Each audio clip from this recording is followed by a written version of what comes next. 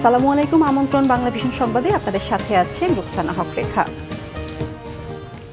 ঋণ খেলাপি হওয়া চট্টগ্রাম ৪ আসনে ত্রয়োদশ জাতীয় সংসদ নির্বাচনে বেসরকারিভাবে বিজয়ী বিএনপি নেতা আসলাম চৌধুরীর প্রার্থিতা বাতিল করেছে সুপ্রিম কোর্টের আপিল বিভাগ।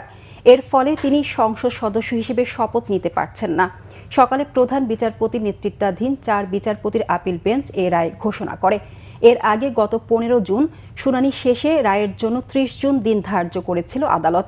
গত ২০ জুন ত্রয়োদশ জাতীয় সংসদ নির্বাচনে চট্টগ্রাম ৪ আসনে বেসরকারিভাবে নির্বাচিত বিএনপির প্রার্থী আসলাম চৌধুরী প্রার্থিতা নিয়ে আপিল শুনানিতে অ্যামিকাস কিউরি মতামত দিতে দুজন জ্যেষ্ঠ আইনজীবীকে মনোনয়ন দেন আপিল বিভাগ।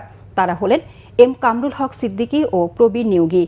গত ৯ জুন আসলাম চৌধুরীর মনোনয়নপত্র বৈধ ঘোষণার বিরুদ্ধে করা আপিল আবেদনের উপর শুনানি শুরু হয়। গত ৩ জানুয়ারি সংশ্লিষ্ট রিটার্নিং কর্মকর্তা আসলাম চৌধুরীর মনোনয়নপত্র বাছাই শেষে বৈধ ঘোষণা করেন। তবে তার বিরুদ্ধে ঋণ খেলাপির অভিযোগ এনে নির্বাচন কমিশনে আপিল করেন জামায়াতের প্রার্থী আনোয়ার সিদ্দিকী এবং সংশ্লিষ্ট ব্যাংক। শুনানি শেষে গত ১৮ জানুয়ারি নির্বাচন কমিশন ওই আপিল খারিজ করে দিলে আসলাম চৌধুরীর প্রার্থিতা বহাল থাকে। ইসির এই সিদ্ধান্তের বৈধতা চ্যালেঞ্জ করে হাইকোর্টে পৃথক রিট আবেদন করে অভিযোগকারী পক্ষ।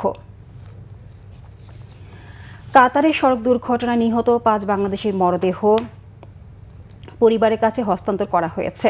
সকাল ৭টা ১৫ মিনিটে বাংলাদেশ বিমানের একটি ফ্লাইটে মরদেহগুলো সিলেট এমএজি উসমানী আন্তর্জাতিক বিমানবন্দরে পৌঁছায়। একসঙ্গে ৫ জনের মরদেহ স্বজনদের কাছে হস্তান্তরের দৃশ্যে ভারী হয়ে ওঠে বিমানবন্দর এলাকা। বিমানবন্দরে মরদেহ গ্রহণ করতে উপস্থিত ছিলেন নিহতদের স্বজন, স্থানীয় জনপ্রতিনিধি, সামাজিক ও রাজনৈতিক ব্যক্তিরা।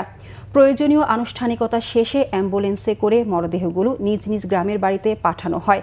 গত ২১ জুন কাতারের এক মর্মান্তিক সড়ক দুর্ঘটনায় প্রাণ হারান ৫ বাংলাদেশি। তারা সবাই দরিদ্র পরিবারের উপার্জনক্ষম সদস্য ছিলেন। তাদের মৃত্যুতে শুধু ৫টি পরিবার নয়, শোকাহত পুরো কানাইঘাট। এদিকে নিহতদের পরিবারের প্রতি গভীর সমবেদনা জানান এবং সবার সঙ্গে সমন্বয় করে প্রয়োজনীয় সহযোগিতার আশ্বাস দিয়েছেন সংসদ সদস্য মুফতি মাওলানা আবুল হাসান।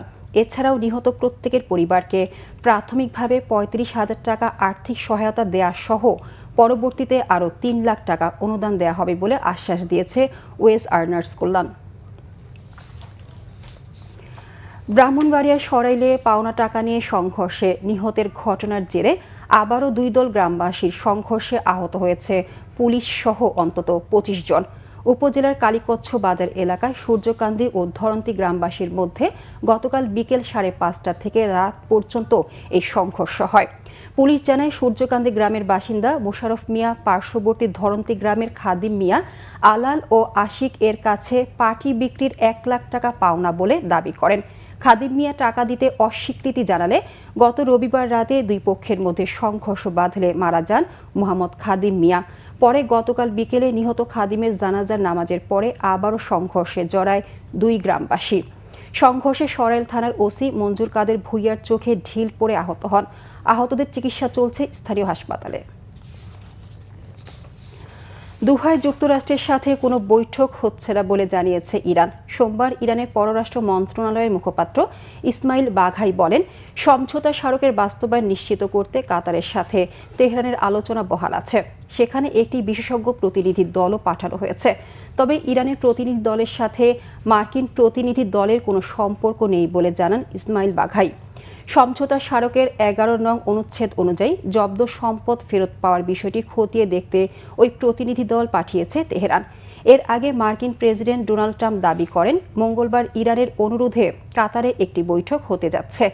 এটি পুরোপুরি ভিত্তিহীন দাবি করে ইরানের পররাষ্ট্র মন্ত্রণালয়ের মুখপাত্র বলেন, আগামী দিনগুলোতে মার্কিন পক্ষের সঙ্গে কোনো বৈঠক করবে না তেহরান।